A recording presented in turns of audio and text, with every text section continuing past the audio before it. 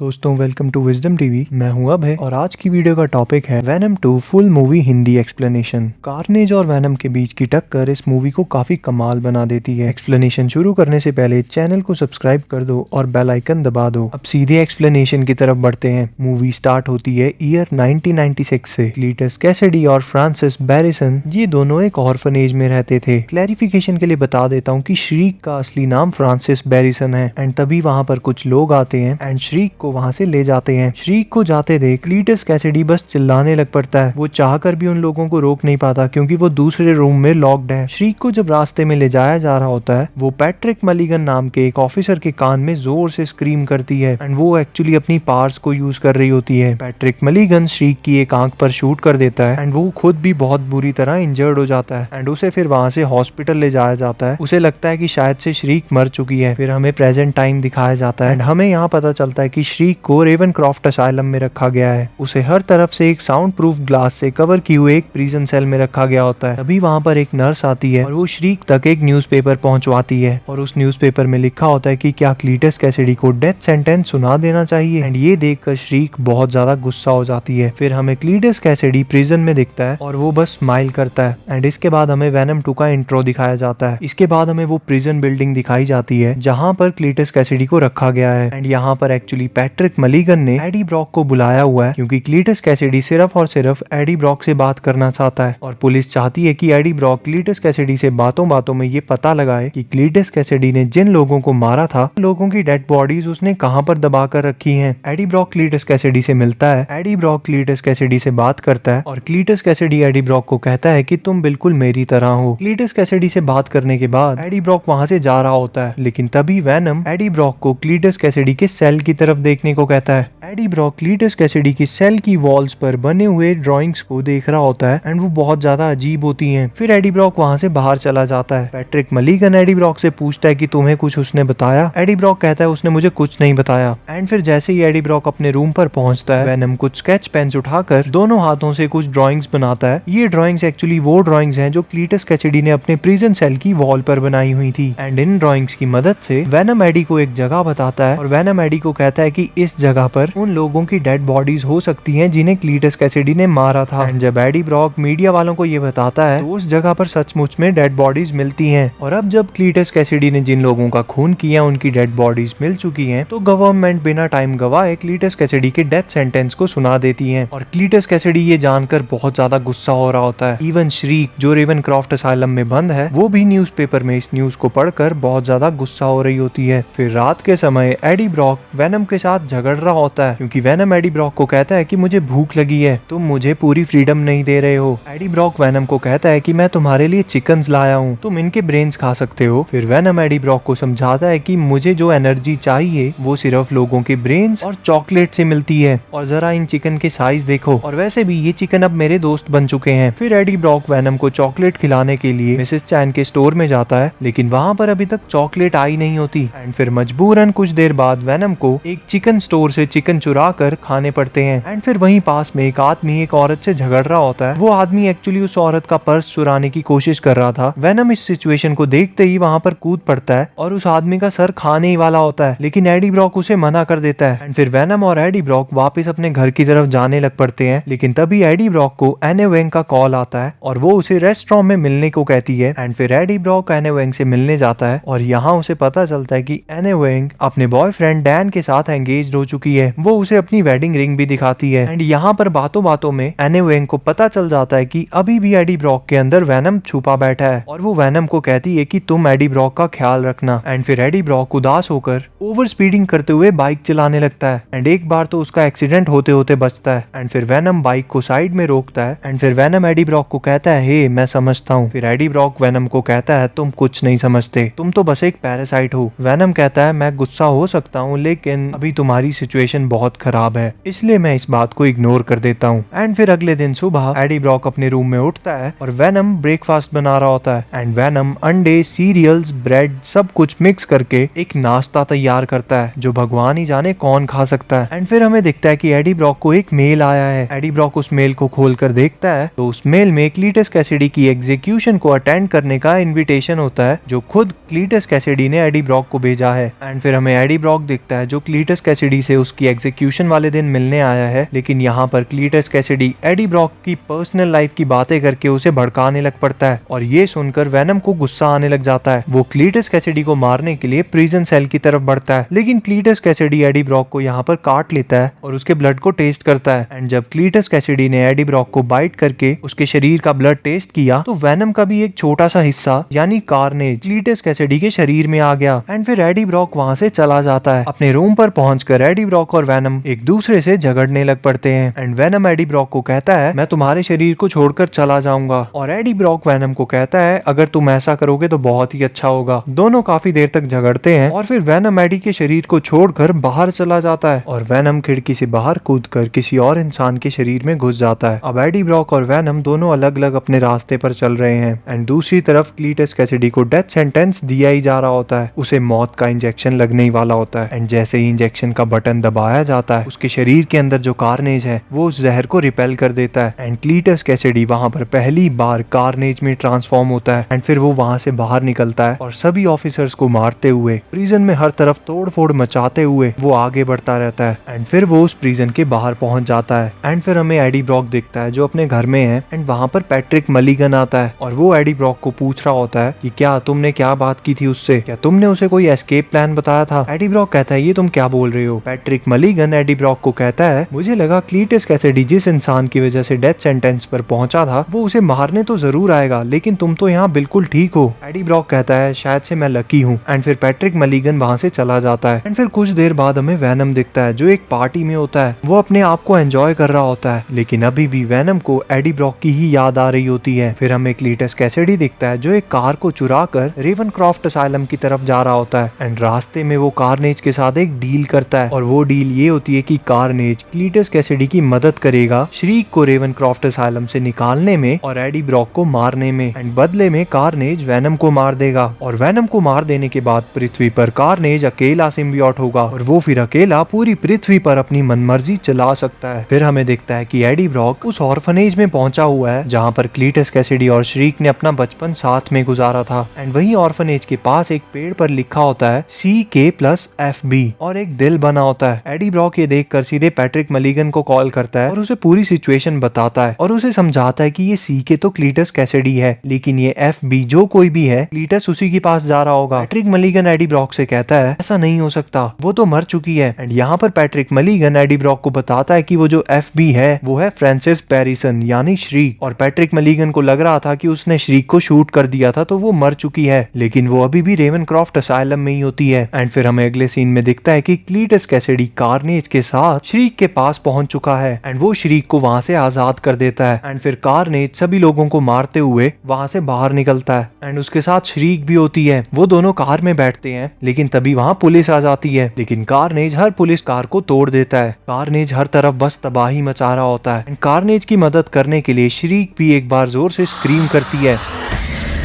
लेकिन कार्नेज को बहुत ज्यादा पेन होता है और वो क्लीटस कैसिडी को कहता है अगर आइंदा कभी ये लड़की चिल्लाई तो मैं इसे मार दूंगा। एंड फिर क्लीटस कैसिडी और श्रीक वहां से निकल जाते हैं। फिर हमें दिखता है कि वेनम मिसेस चैन की शॉप पर पहुंचा हुआ है एंड फिर वो मिसेस चैन के अंदर घुस जाता है। एंड दूसरी तरफ पैट्रिक मलीगन ने एडी ब्रॉक को अपनी हिरासत में ले लिया होता है, क्योंकि हर बार ऐसा ही हुआ है कि सिर्फ और सिर्फ एडी ब्रॉक को पहले से पता होता था कि क्लीटस कैसिडी क्या करने वाला है, या फिर उसने जैसे डेड बॉडीज कहाँ पर छुपाई हुई थी। पैट्रिक मलीगन को ऐसा लगने लगता है कि एडी ब्रॉक क्लीटस कैसिडी से मिला हुआ है। एंड फिर एडी ब्रॉक पैट्रिक मलीगन को कहता है कि मुझे एक कॉल करनी है एंड वो एने वेंग को कॉल करता है। एने वेंग जल्दी से पुलिस स्टेशन पहुंचती है और एडी ब्रॉक उसे सब कुछ समझाता है और उसे ये भी बताता है कि वेनम अब मेरे शरीर में नहीं है। एने वेंग वेनम को ढूंढते हुए मिसेस चैन की शॉप में पहुंचती है, तो वहां पहुंचकर उसे पता चलता है कि मिसेस चैन के अंदर ही वेनम छुपा हुआ है। एंड फिर वो वेनम को मनाकर एडी ब्रॉक के पास ले जाती है एंड पुलिस स्टेशन पहुंचकर वेनम की मदद से एने वेंग और एडी ब्रॉक पुलिस स्टेशन की दीवार को तोड़ते हुए वहां से बाहर निकल जाते हैं, लेकिन वेनम अभी भी एने वेंग के शरीर में ही होता है। वो एने वेंग को कहता है कि एडी ब्रॉक को कहो कि वो मुझसे माफी मांगे। फिर एडी ब्रॉक वेनम से माफी मांगता है और फिर वेनम एडी ब्रॉक के शरीर में चला जाता है। फिर एने वेंग अपने बॉयफ्रेंड डैन की कार में बैठ जाती है। एडी ब्रॉक डैन को कहता है कि एने वेंग का ध्यान रखना, लेकिन वेनम डैन से गुस्सा होता है क्योंकि एने वेंग पहले एडी की गर्लफ्रेंड थी।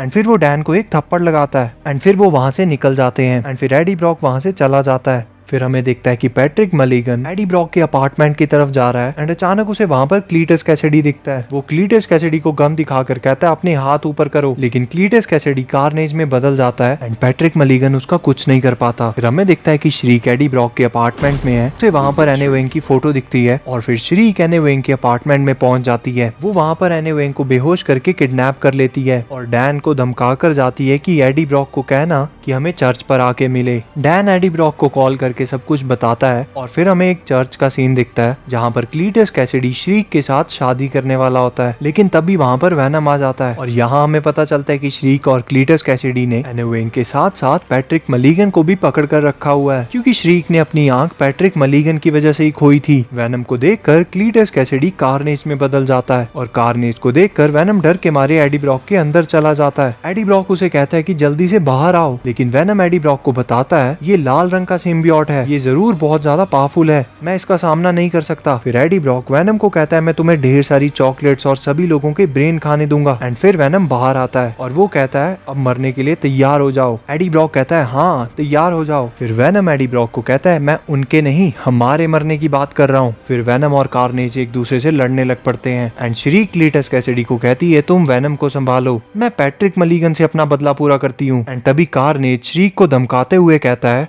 उसे मारना है तो मारो, लेकिन अगर तुमने अपना मुंह खोला ना तो देखना तो मुझसे बुरा कोई नहीं होगा। एंड वेनम और कार्नेज एक दूसरे को बहुत बुरी तरह मार रहे होते हैं, लेकिन कार्नेज ही वेनम पर भारी पड़ रहा होता है और श्रीक दूसरी तरफ पैट्रिक मलीगन को मार रही होती है। लेकिन तभी वहाँ पर डैन आकर कार्नेज के ऊपर पेट्रोल और आग छिड़क कर उसे फायर से जलाने लग पड़ता है। ये देखकर श्रीक पैट्रिक मलीगन को छोड़कर सीधे क्लीटस कैसिडी की तरफ बढ़ने लग पड़ती है एंड तभी कार्नेज डैन को पकड़ लेता है और उसको खाने ही वाला होता है, लेकिन वेनम कार्नेज की गर्दन को पकड़ लेता है और अचानक तभी चर्च में जो क्लॉक लगी हुई है उसमें टाइम पूरा 10 o'clock होता है और उस बड़ी सी क्लॉक की बेल बजने लगती है और उस बेल के बजने की वजह से कार्नेज और वेनम को बहुत पेन हो रही होती है और वो अपने अपने होस्ट के शरीर के अंदर छुप जाते हैं एंड फिर कार्नेज उस बेल के क्लैपर को तोड़ देता है, जिस वजह से वो बेल बजनी बंद हो जाती है। एंड फिर कार्नेज वेनम के सामने एने वेंग को उठाकर चर्च की छत पर जा रहा होता है एंड वो वेनम को कह रहा होता है कि मैं इसे मार दूंगा। वेनम चाहकर भी उठ नहीं पाता है क्योंकि वो मलबे में दबा हुआ है एंड वहाँ ऊपर क्लॉक के पास श्रीक खड़ी हुई होती है। वो क्लीटस कैसिडी को कहती है ये बहुत ज्यादा हो रहा है, प्लीज तुम्हें ये रोकना ही होगा। एंड कार्नेज श्रीक को पकड़कर उसके मुंह को दबाने लग पड़ता है और कार्नेज को ऐसा करते देख क्लीटस कैसिडी कह रहा होता है नहीं तुम ऐसा नहीं कर सकते। फिर एडी ब्रॉक वेनम को कहता है देखो क्लीटस कैसिडी और कार्नेज के बीच में सिम्बियोसिस नहीं हुआ है, वो एक परफेक्ट मैच नहीं है। एंड वेनम कहता है हाँ ये परफेक्ट मैच नहीं है लेकिन हम दोनों हैं। एंड फिर वेनम उठकर कार्नेज की तरफ बढ़ता है और वो उसे रोकता है। वेनम एने वेंग को कार्नेज से बचा तो लेता है लेकिन खुद वो कार्नेज के हाथों बस मर रहा होता है। फिर वेनम एडी ब्रॉक को कहता है हमें कार्नेज को हराने के लिए या तो फायर चाहिए या फिर साउंड। और फिर वेनम श्रीक की तरफ देखता है और उसे ऊंचाई से धकेल देता है और फिर श्रीक जोर से चिल्लाती है और श्रीक इतनी जोर से चिल्लाती है कि बिल्डिंग के सारे कांच टूट जाते हैं और वेनम और कार्नेज भी अपने अपने होस्ट से अलग हो जाते हैं और वो सभी के सभी नीचे गिरते हैं और श्रीक के ऊपर वो बड़ी सी बेल भी गिरती है जिसकी वजह से वो मर जाती है। वेनम तो एडी ब्रॉक को बचा लेता है लेकिन क्लीटस कैसिडी मलबे में दबा हुआ होता है और कार्नेज उसके शरीर की तरफ बढ़ रहा होता है, लेकिन वेनम कार्नेज को पकड़ता है और उसे खा लेता है एंड फिर वो क्लीटस कैसिडी को पकड़ता है और उसके सर को भी खा लेता है। एंड फिर वहाँ पर पुलिस आए उससे पहले ही एडी ब्रॉक और बाकी सभी वहाँ से निकल जाते हैं। एंड फिर हमें पैट्रिक मलीगन दिखता है जो अभी भी जिंदा होता है, लेकिन उसकी आंखें अचानक से कुछ इस तरह चमकती हैं मानो जैसे उसके अंदर भी कोई सिम्बियोट हो। फिर हमें एडी ब्रॉक और वेनम एक बीच पर बैठे हुए दिखते हैं। एक्चुअली एडी ब्रॉक और वेनम के बारे में अब पुलिस को पता चल चुका है, इसलिए अब एडी ब्रॉक को अपनी आइडेंटिटी छुपाकर पुलिस वालों से हमेशा बच के रहना पड़ेगा। एंड वो इस बीच पर बैठकर एक दूसरे से बात कर रहे होते हैं। एंड यहाँ पर वेनम कहता है मुझे लगता है कि शायद से अब मैं सुपर हीरो बन चुका हूँ। इसके बाद हमें पोस्ट क्रेडिट सीन्स दिखाए जाते हैं जिसमें एडी ब्रॉक अपने होटल रूम में लेटा हुआ होता है और अचानक उसके पूरे रूम का एनवायरनमेंट बदल जाता है। इवन टीवी पर जो प्रोग्राम चल रहा था वो भी चेंज होकर dailybugle.net न्यूज में बदल जाता है और उस न्यूज चैनल पर न्यूज आ रही होती है कि पीटर पार्कर ही स्पाइडरमैन है। और फिर पीटर पार्कर को देखकर वेनम टीवी की स्क्रीन को लिक करने लग पड़ता है। एंड अचानक वहाँ पर एक आदमी आता है और वो एडी ब्रॉक को कहता है तुम मेरे रूम में क्या कर रहे हो। एंड यहीं पर ये मूवी खत्म हो जाती है। तो दोस्तों ये थी आज की वीडियो। तो दोस्तों आप लोगों को ये वेनम 2 की हिंदी एक्सप्लेनेशन कैसी लगी कमेंट सेक्शन में जरूर बताना। आगे इसी तरह की और मार्वल अपकमिंग मूवीज की हिंदी एक्सप्लेनेशन वीडियो देखते रहना चाहते हो तो चैनल को सब्सक्राइब कर दो और बेल आइकन दबा दो। मेरा एक चैनल और है जिस पर मैं एनीमे की हिंदी एक्सप्लेनेशन वीडियोस आगे डालने वाला हूँ, उस चैनल को भी सब्सक्राइब कर दो और बेल आइकन दबा दो, लिंक डिस्क्रिप्शन में है। वीडियो को लाइक जरूर कर देना। मिलते हैं अगली वीडियो में, धन्यवाद।